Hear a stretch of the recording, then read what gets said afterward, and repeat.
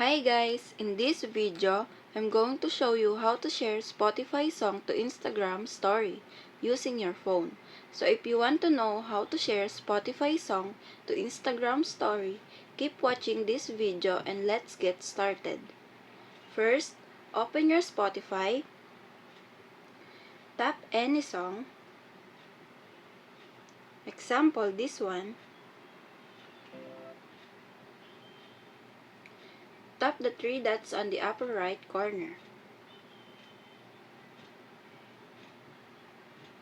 Then click share.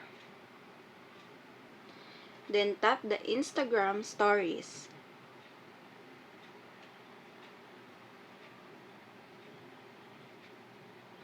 Now, we're in Instagram and you can style your stories.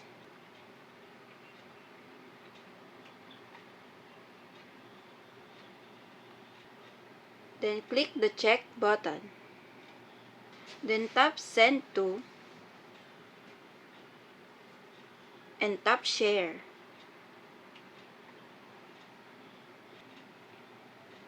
Click done. And that's it. If this video helped you out, please consider leaving a like and let me know in the comments if you have any question. Have a good day!